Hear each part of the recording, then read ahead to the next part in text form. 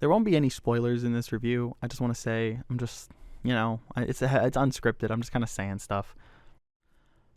Okay, hey, what's up? So I'm here to talk about Godzilla Minus One, the brand new Godzilla film from Toho Studios, the first live-action Japanese Godzilla movie in 7 years. It was kind of surreal waiting for this movie. They announced it only last year, so it just kind of came out, surprisingly.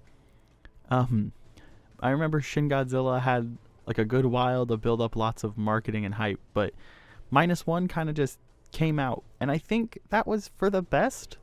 Minus One didn't really have a lot to show without giving most of the best aspects of the movie away.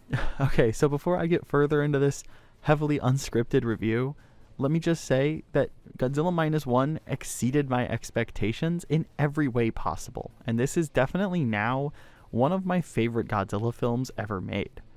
I didn't think they would be able to make a film that topped Shin Godzilla, let alone one that's comparable to the original 1954 classic.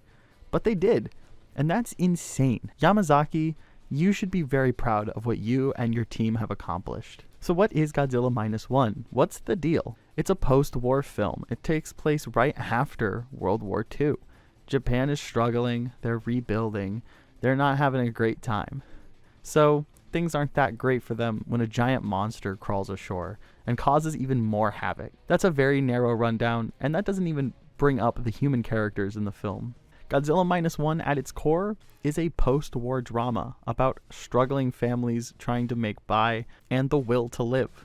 Our main character Koichi suffers extreme survivor's guilt and goes through many panic attacks and nightmares throughout the film. It's insane because we've never had Godzilla humans at this level before. Maybe this is because Yamazaki has a lot of experience with these kind of heavy character-focused dramas. But Godzilla Minus One really excelled in the human aspect more so than I think any other Godzilla film. You really do care about these characters. You care about Koichi and his family, and you even care about his co-workers too. You care about the entire city of Japan. This might be the scariest Godzilla film in the sense that I felt an insane amount of dread whenever he was on screen or whenever it was implied that he was coming on screen. He is a terrifying monster in this movie, more so than he was in Shin Godzilla, which really messed me up because he was kind of scary in Shin, but in Minus One, he's terrifying. The power of his atomic breath in this movie is unmatched and is the scariest thing I think in the entire movie. The movie also made me cry. I'll say that. Godzilla Minus One got tears out of me quite a few times. Just because how good the movie is with its human characters. I can't think of another time a Godzilla film made me cry because of what was happening with the human characters. There's a lot of really sweet, triumphant moments in this film, but there's also a lot of devastating, absolutely sad scenes. It looks insanely impressive too. Shin Godzilla looked good for what it was, but I think Minus One is a whole step up.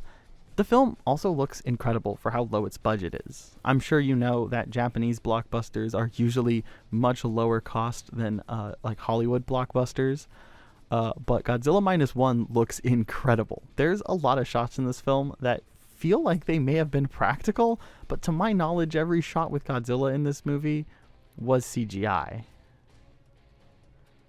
I don't know, I could ramble on about Godzilla Minus One for hours, you guys. I've seen it 4 times. They extended its theatrical run in the United States and Canada, so all I can say is go and check it out in a theater as soon as you can.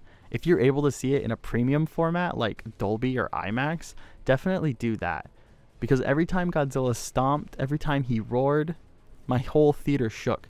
I felt my seat vibrating. It was insane. I don't know if they're going to make a Minus One sequel. I don't know if I would even want that necessarily, but all I can say is I'm extremely happy that I was able to see a new Japanese Godzilla film in theaters. I wasn't able to see Shin Godzilla in theaters, so I feel like I really had to make up for that. Go see Minus One if you can. Everybody's raving about it for a reason.